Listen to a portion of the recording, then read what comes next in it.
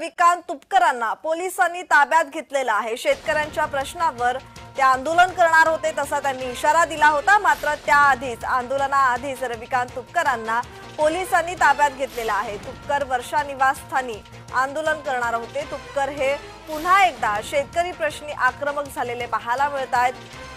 त्याचबरोबर रविकांत तुपकरांना आता पोलिसांनी ताब्यात घेतलेलं आहे आणि या संदर्भात अधिकची माहिती देत आहेत आमचे प्रतिनिधी मनोज दयाळकर। मनोज, या संदर्भात अधिकचा तपशील।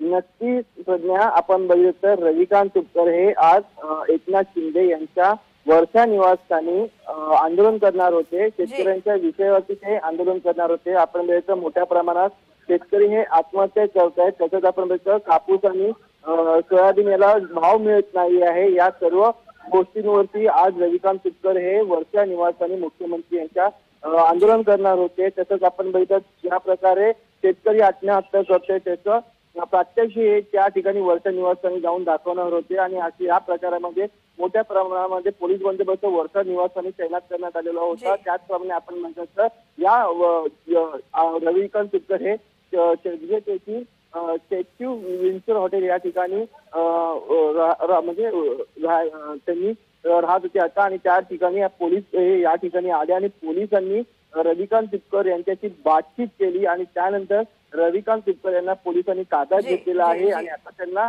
आझादनगर पोलीस स्टेशन या ठिकाणी नेण्यात आलेलं आहे। आणि आपण धन्यवाद मनोज, तुम्ही दिलेल्या माहितीसाठी।